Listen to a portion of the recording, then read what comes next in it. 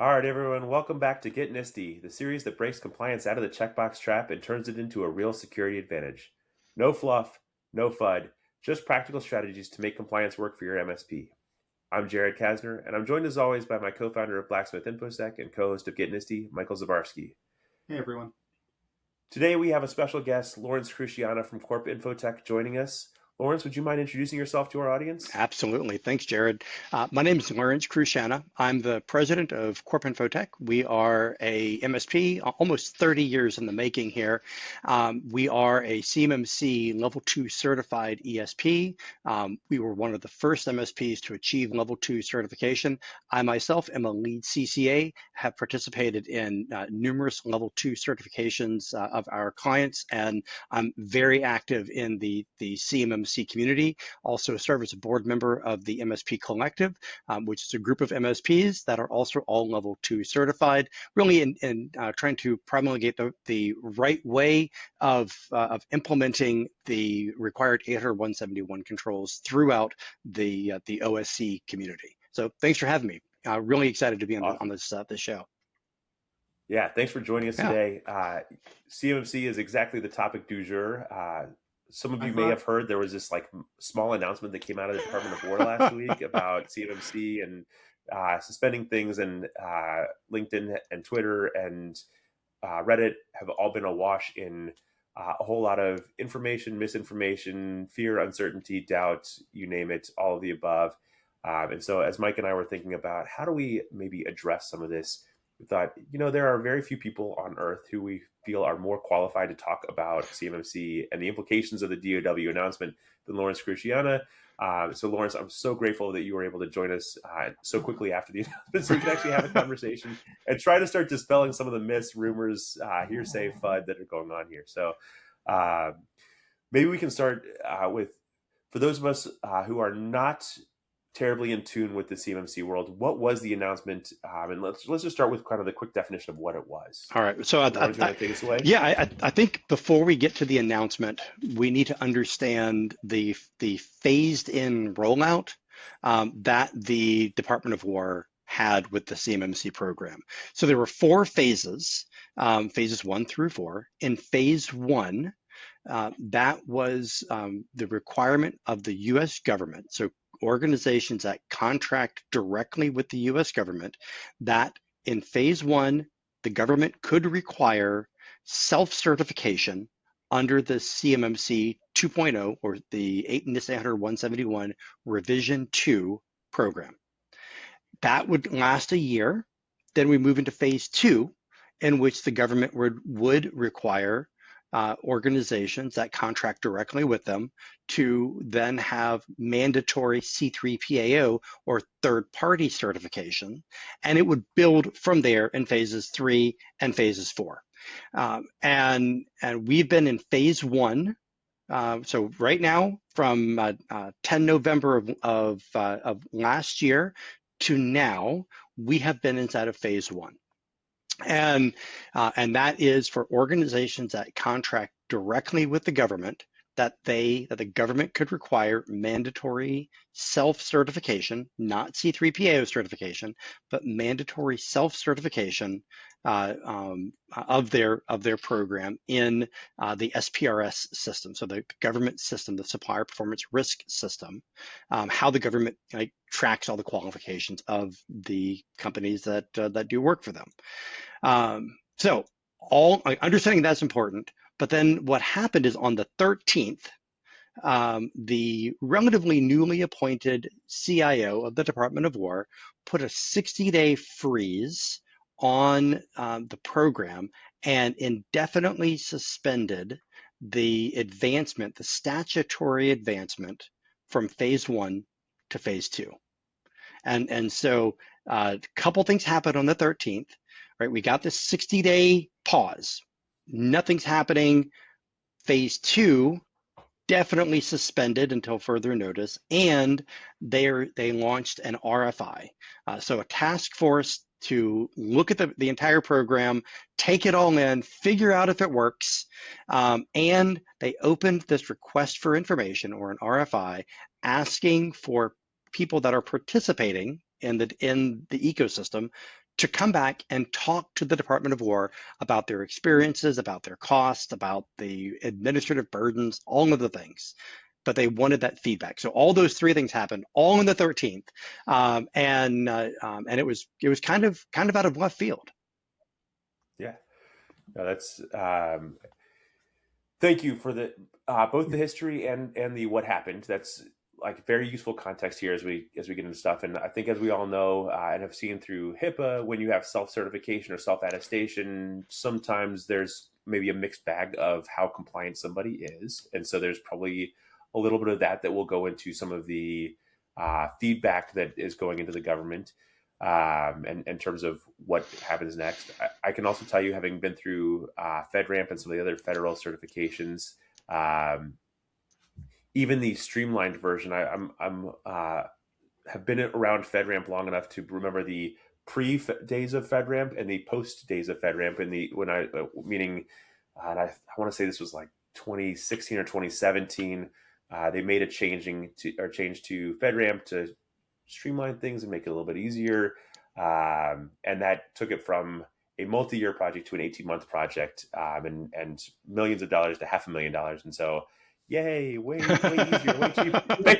And so I think it's always good when the government decides to take a step back and look at things. I think there's also been some of the hot takes that were, oh, good, nobody in our Department of War cares about cybersecurity anymore, which I think is a very false and misleading, or at least misleading, if not completely false statement. And so, where do you, if you are like, as you're going through CMMC assessments or readiness programs with your clients, Lawrence, what are some of the things that you're starting to see and changes that are happening as a result of the announcement from last week?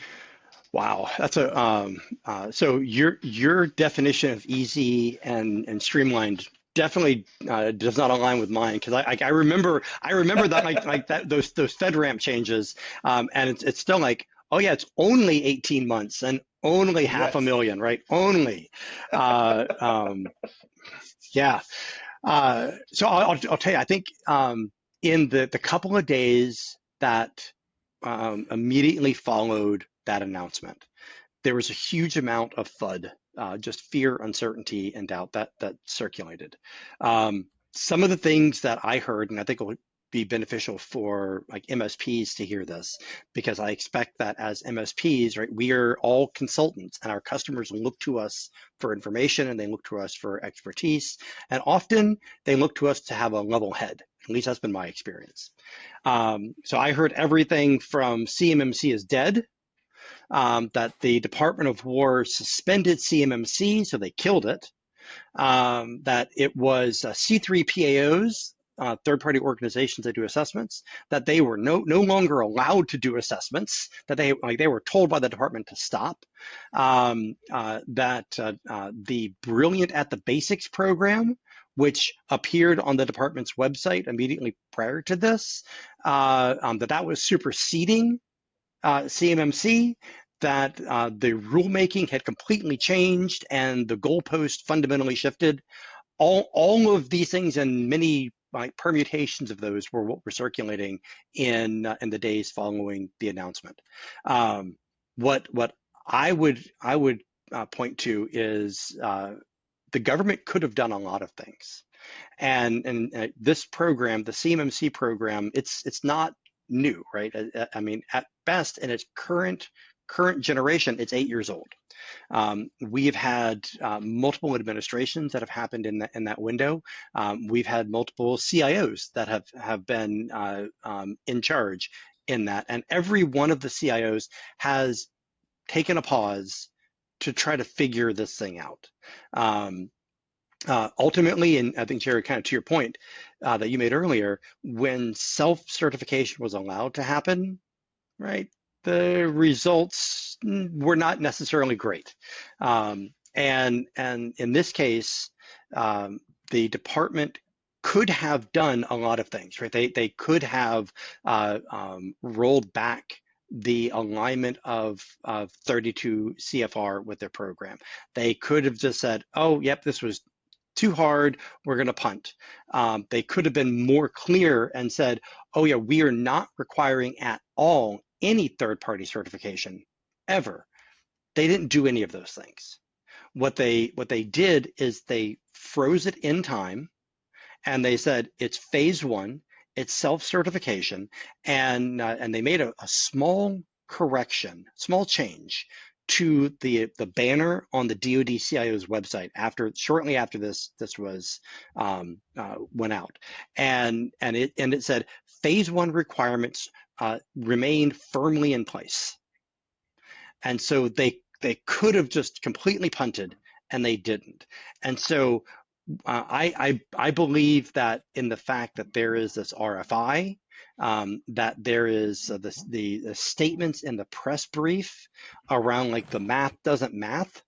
I believe that a lot of understandings and assumptions at the department at the top level, at the DOW's top level, that they just took a pause to really get some feedback and figure out, like, is this thing viable in its current form? And so to answer that question, what I'm seeing is a lot of confusion.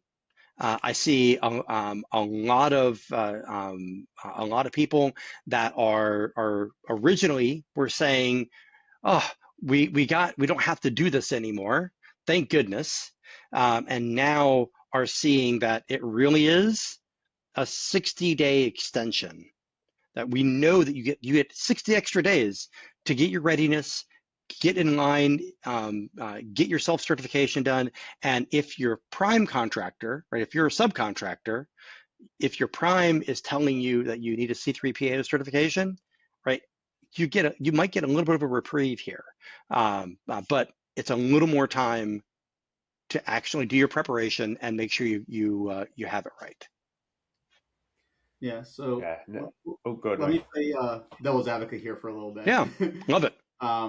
Because I don't think they could have just punted on CMC altogether as Right. a CIO, right? It's codified. Huge. Yeah, it's exactly codified 32 CFR. Yeah. Yeah. So I think where I am, and I will preface this with, people should continue working towards this and continue aligning themselves and getting ready for audit, because I think at the end of the day, you're still gonna have to go through an audit. It's a question of when. But I think one of my concerns, having been consulting during the days of CMC 1.0 and having a false start there, and now this, I think part of the issue is maybe it's in the verbiage, maybe it's in the way I interpreted or read the verbiage in the announcement, which was, hey, this is too expensive for SMBs and we need to reevaluate how we do this. Mm-hmm. And so my concern is that some people are going to see that as, hey, they may change the scope. And whether it's, hey, we're going to align to Rev 3, or whether it's, hey, we're going to do X, Y, or Z, but there may be changes. And so people are going to want to pause and see, mm-hmm, what are those changes, so we know what to march towards, because we've already had a false start with CMC 1.0. Yeah. We marched towards it, that went away, became CMC 2.0. Now we're marching towards that. And all of that to say that people should have been doing 800-171 for over a decade. Over a decade, that's right. And haven't been properly. And so all of that. Man, Michael, I love the fact you said the quiet part out loud right there, right? You said the dangerous word, that Rev 3 thing that's looming out there. Yeah, that's what, like, I'll tell you, like, the hot take internally when this all came about was, I can't believe I'm saying this publicly, right? But it was like, oh man, like you have GSA that said Rev 3, of other parts of government that have said Rev 3, and I saw the delay, and I was very concerned that they were going to come back and say this is a great opportunity for them to hit reset and line up with Rev 3. And I'll tell you that the thing that I was looking for, and at this point I've spoken with 23 C3PAOs, right? Like, went down my contact list and just asking, like, was there notification of this? Did you know about it? Was there any communication from Cyber AB? Was there any communication from ISACA? Was there anything that came out? And universally, it was no. And they weren't told to stop assessing on Rev 2. And that's the thing that I'm kind of hanging my hat on, right? Like it would require rulemaking change, right? We would have to go back and we would have to roll back the class deviation that was allowed. They would have a lot of work to roll that back. And one of the arguments, and again, I'm going to say the quiet part out loud here, is one of the arguments was that not enough organizations can be certified, right? There's 100 and whatever, 104 C3PAOs, and there's absolutely no way we can do this. But if we look at the data, right, there's about 1,700 level 2s that have been conducted in the last year. So we're already at more than threefold what the DoD estimated in their 32 and 48 CFR body of work combined. So we know that the ecosystem is there. And what I'm hearing from most C3PAOs, again, I'm on the readiness side, so we get our clients ready for assessment, and then we keep the widget running afterwards. But what I'm hearing from most C3PAOs is that they have bandwidth, right? They can do the certifications, but the companies aren't ready yet. So anyways, but I'm so glad that you mentioned the Rev 3 thing out loud, because that's the elephant in the room right there.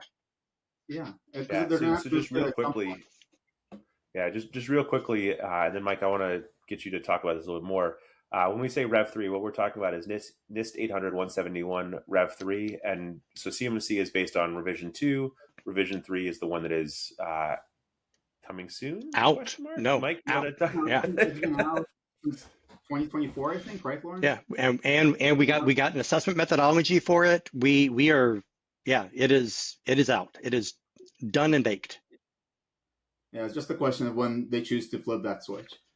Yes. Well, and so this is where I say the coming soon question mark, right? Just because it's done and baked does not, if it's not being actively enforced or and people aren't following it, then is it really, when is the thing live? Right now, everyone's still requiring Rev 2, so yeah. Yep. So I think part of the other issue, Lawrence, that I've been seeing is, and again, I am not as ingrained in the CMC world as you are, but part of the issue that I have been seeing where I get frustrated, at least, is part of the CUI or CUI. I hate saying CUI. Right. Yep. What is defined as CUI, to me, is highly suspect, and I'm not even talking before you slap on the fact that the government is just slapping on anything and everything they want to without any regard for anything. Even the stuff that is supposed to be defined as CUI, like, I find suspect. Mm-hmm. For example, I came across this use case of service members' names and addresses are considered CUI. And so a moving company who moves furniture for service members who has their names and addresses now has to be CMC Level 2 certified to move their furniture, which to me is insane, right? And so, like, use cases like that just drive me nuts. There's one that hit kind of near dear to me. So I was recently at the Defense Logistics Agency, the DLA's national conference, and so there are hundreds of organizations that were there, arguably maybe thousands of organizations that were there, that did business through the DLA with the United States government, with the Department of Defense, and listening to their stories, right? And you hear exactly that, right? That you hear there's overmarking of CUI, you hear there's mismarking of CUI, you hear that there's inconsistencies in a single program, and right.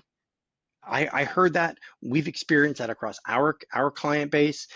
We had in one case where a government organization, seemingly on a random Tuesday, decided that all email communication, like all of it, was CUI, and so they slapped a CUI banner on all of the emails. Causing, in our case, we had a client that now had a data spillage event because a government organization did not adhere to their agreed upon safe handling of CUI. I mean, they were literally sending CUI to their commercial email. CUI, and it wasn't CUI, right? By any far stretch. So I want to say another R word if I can, because I think it's germane to this, and that's RFO, right? The revolutionary FAR overhaul. And I've been quoted saying it's the radical FAR overhaul, because it is so radical. But one of the things that I will, and I don't think there's a coincidence here. Like I legitimately don't think that there's coincidence. I think there is actually government intelligence. But as part of the radical or revolutionary FAR overhaul, the proper name for it, but the revolutionary FAR overhaul is this concept of standard form XXX, right? So SFXX, and SFXX is codified and intends to say, at the contracting, at the KO, at your contracting officer, they now have to define what kind of CUI is in a program, what the safe handling is, and one of the other things that's part of it is then potentially what are the ODVs, the organizationally defined values, that the government is going to impose on that program.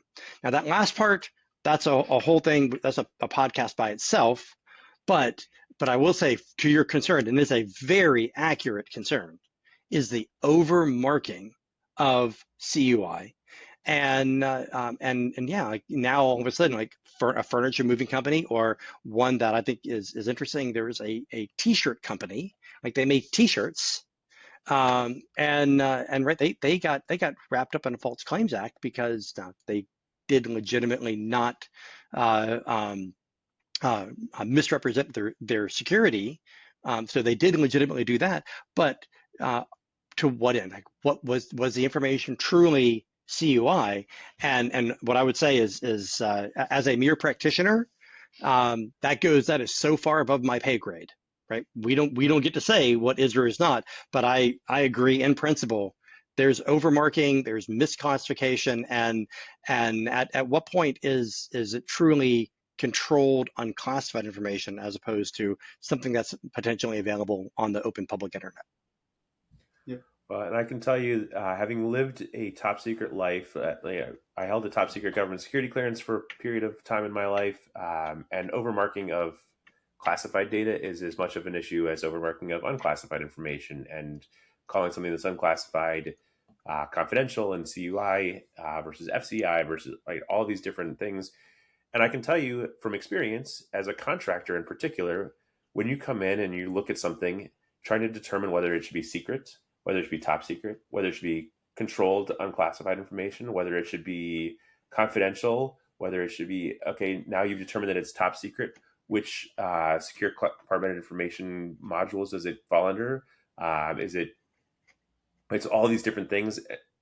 As a government employee, it's hard, and you're given lots and lots of training as a government employee. Right. As a contractor, you're given some, maybe very minimal training on what these things are. And so trying to determine exactly where it is. And so guess what? If it's underclassified or underleveled and you leak it, you can be in as much or more trouble than if it's classified correctly and you leak it. And so there is a tendency to overclassify things, especially from the contractors. And there are an awful lot of contractors in our federal government. And so you kind of understand why companies go down that road. But at the same time, I want to pick on something that you talked about a little bit there, Lawrence, and come back to that, which is the misrepresentation, right? So sure, a t-shirt manufacturer, maybe CMMC Level 2 is an inappropriate thing. Right. But the misrepresentation is the piece where you really get into trouble, especially when we talk about the self-certification phase that we're in now for whether that's for an extra 60 days or an extra 6 years, however long that period lasts, the misrepresentation piece is where you're going to really get yourself into trouble. And I think we see this a little bit, and I'm going to come back to in just a second here, but like SOC 2 is an area where a lot of startup founders say, oh, I have to get a perfect score in order to be SOC 2 compliant. Is the same thing true? And that's a false statement in SOC 2. How does it work in CMMC? Do I have to get a perfect 110 in order to be CMMC level 2 compliant? How does that work? As with everything in CMMC, it depends. And I'll say the reason it depends, and that is who you're doing business with. So the U.S. government has one set of standards. Like in this pause, the government and direct government contracts cannot require a C3PAO certification as a requirement for award. If you're doing business with a prime, they absolutely can require a CMMC level 2 certification with third-party verification as a requirement to participate in their supply chain, and that's what we're seeing. And we even see some continuum of that inside of that subcontracting world, that some primes have said, all right, we require you to self-certify and have at least an 88, right? We want to make sure that you have this level, or that you have no 5-point findings in your certification. So it depends on who your customer is and what the requirement is. Natively within CMMC, right, for a full level 2 certification, you do require a perfect score of 110. Now you are allowed to have LPDs, limited practice deficiencies, that are allowed to be corrected. So there's some of those, but that still results in a conditional award. And so for a full award, yeah, it's pass fail. It's 110 or not. But in the subcontracting world, I think some suppliers have been more receptive to varying levels of risk that the information that they're passing into their supply chain, right? Not everything might need a full 110. And the other thing that I want to mention that is this is fully true in this pause, that that second, third, fourth tier supplier, which is where like most of the clients that we serve are inside of one of the big primes, Lockheed, Boeing, RTX, SpaceX, right? They're in one of the big primes supply chains, and those big primes, they haven't taken their foot off the gas. They're still requiring that, and it's fully inside of their purview to do that, because I think to the point that you talked about just a minute ago, I don't think it's a matter of if you're going to require certification. I think it's a matter of when you're going to require certification, and whether that's 60 days or, God forbid, 6 years. Man, I hope not.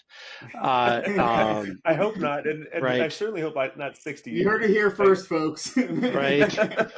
Man, but regardless of what that is, there will still be some transition period, because there are thousands of companies that have gone through this already, and huge dollars and effort that has been poured into the CMMC program. So I can't imagine that the department would go, oh, just kidding, folks, throw all that away, and we're gonna reboot. So I think there would still be some transition period.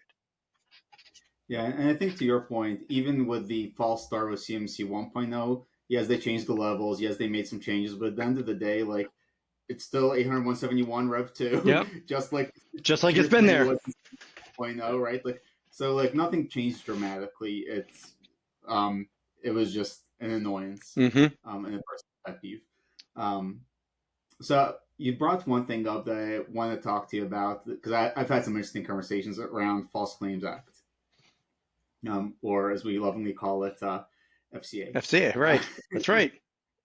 We need more TLAs. So, I was talking to a government contractor, a larger one, and one of the things that they're seeing and trying to deal with is, so you go through your CMC certification, you don't have to recertify for 3 years. You do the annual attestation. Yes, we're still compliant. If you fall out of compliance in between those times, let's say critical vulnerability arises, you can't patch it, you're technically out of compliance. You, like with any compliance program, you're going to fall in and out of compliance as you fix stuff, as stuff is going to happen.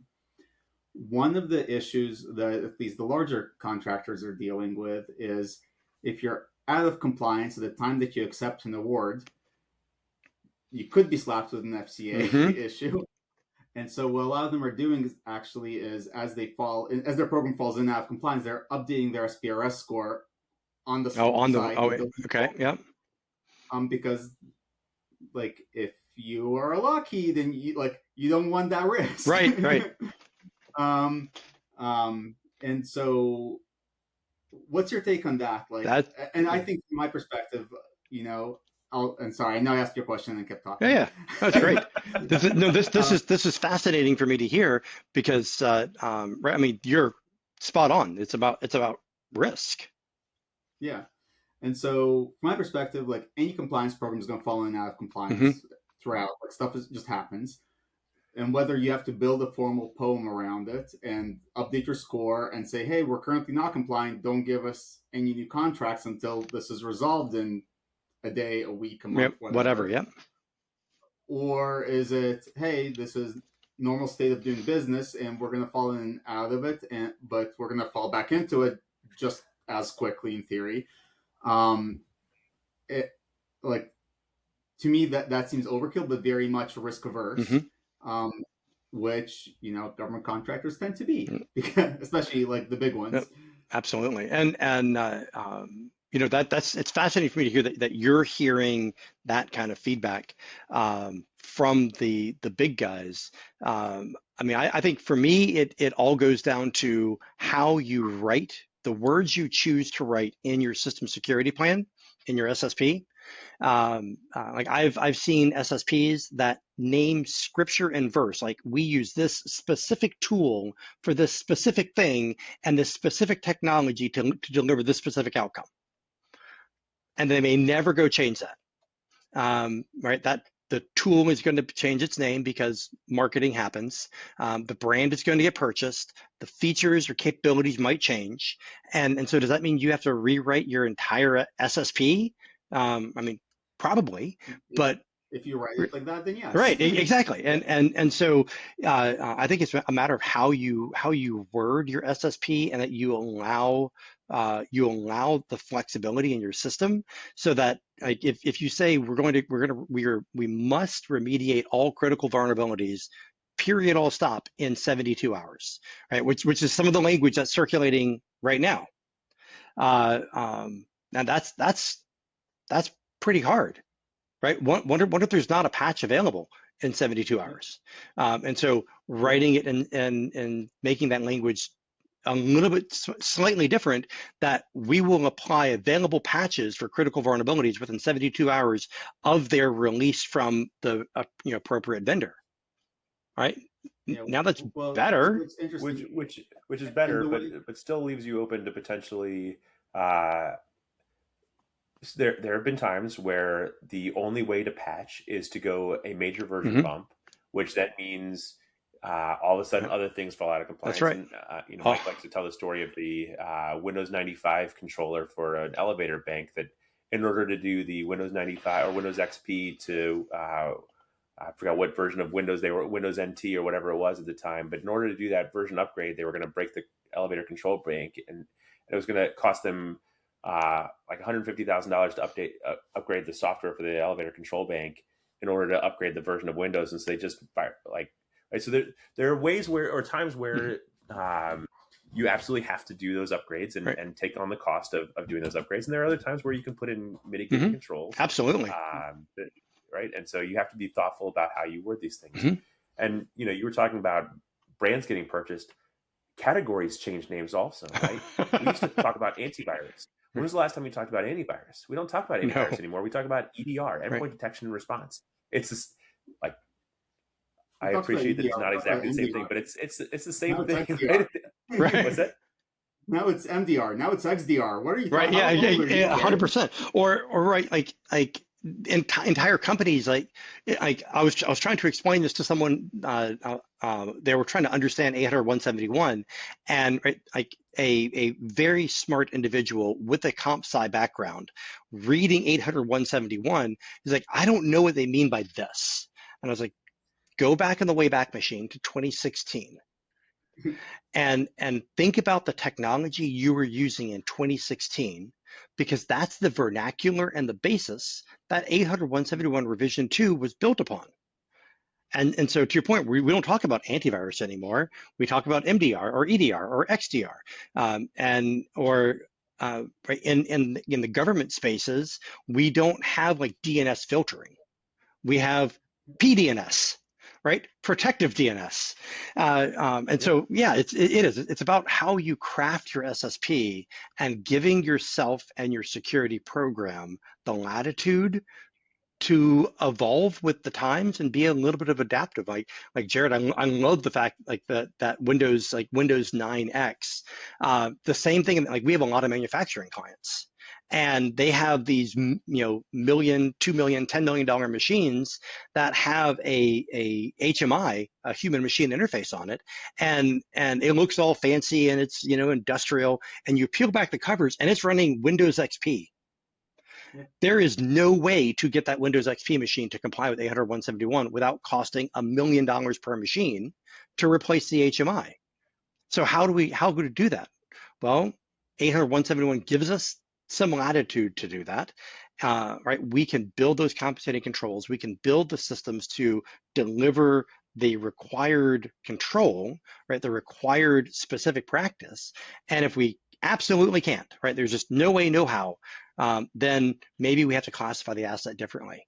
Maybe we have to change our workflow a little bit, but it's about how do you structure your SSP and your systems, your processes, your procedures to allow for that. Because yeah, the only system that is perfect is the system on the day, the minute that it is certified. 1 second after that, you're right. Yep. And it's funny because. All right. So in the interest of time here, and Mike, I'm sorry, I'm going to cut you off here, but in the interest of time, because I know, Lawrence, you've got to get on with your day here. But I want to jump into some rapid fire questions if you're up for it, and we'll close things out. So first one, when your clients call you and say, hey, I saw the DoD is suspending this and I don't need to comply with CMMC anymore, how do you have that conversation with them to say, yes, you do? So it is not suspended. That is false. It is paused and frozen at phase 1. The guidance I give our clients, friends, people in the space, where is it written down and exactly what does it say? And so the DOW issued good guidance. It's actually very clear. And they reinforced that, like I mentioned earlier, on their website that said, like, phase 1 requirements still remain firmly in effect. So that is what it is. It is phase 1 firmly in effect. If you're doing work directly for US government, if you're doing work inside of the Lockheed, Boeing, SpaceX, fill in the blank, large prime, they can still require whatever they want because that is a business to business transaction, not business to government. Excellent. Yeah. And I think that second piece is the nuance that a lot of folks are missing, is that the primes can and still are enforcing CMMC L2 C3PAO certification. Correct. They are requiring attestation from a third-party auditor because they can, and they really reasonably should, because as we talked about, CMMC is not going away.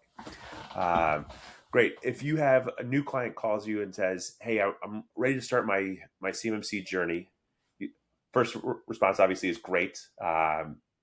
What do you advise them? How do they get started with you? So the first thing is anyone, right? There are so first thing I'm going to say is understand who the players are in their ecosystem. So right, if we believe the data that's out there, and I do, about 80% of U.S. small businesses use an MSP. And so understanding what is your MSP doing? What should they be doing? Has your MSP told you that they don't want to do this? And you like kind of pressured them. Because I've heard this from MSPs that have had their customers that have come to them and said, hey, we need to do the CMMC thing. The MSP pushes back and says, yeah, we don't really have any experience in that. And then the customer pushes them like, hey, we really like you guys. Like, come on, like we can do this. Understand who the players are, what their roles are, and who is going to be with you in that assessment. Once you understand that, understand what your contractual requirements are. And again, where's it written down? Someone just telling you, oh, you need to be level 2 certified. That can mean a lot of things. That could mean level 2 self-certification. That's absolutely allowed in the CMMC program. Is it C3PO certified? Is there like export control requirements that you might have kind of layered on top of that? Understand what your contractual requirements are, and then understand like who internally are the stakeholders, who is going to own the program. And I'm gonna say this part out loud for everyone in the room. It should not be the IT staff. It should be someone who is either business owner or an executive in the business that should ultimately be the owner of that program. Get those things out of the way, understand what those are. And then if you say, yep, our MSP is in or our MSP is out, if you need consulting, if you need help, if you don't have any policies, procedures, you don't have a quality program in a manufacturing space, that's when you reach out to the ecosystem to look for help. There is help in every way, shape, and form you can imagine. Like the little piece of heaven that we have chosen to work on is the hardest and arguably the most technically cumbersome part, and that is a hybrid on-prem co-managed environment. Generally larger organization, but that's what we do well. There are others that do pure enclaves very, very well, and there's everything in between. So understand, what do you need?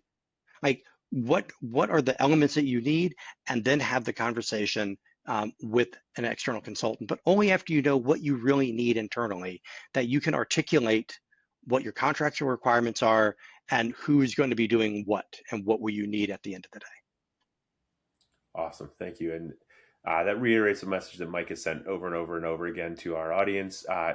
Make sure you have an internal stakeholder, internal champion who owns your security program, period, full stop. Well, and that's not just for CMC, just to reiterate, that is, you as an MSP cannot own the security program for your client, period. It doesn't matter whether you're doing CIS or CMMC or anything else. Like, you just can't. That's right. Cool. Yeah. All right. Well, Lawrence, thank you so much for joining us. Is it okay if we put your contact information in the show notes? Fantastic. Get a hold of you.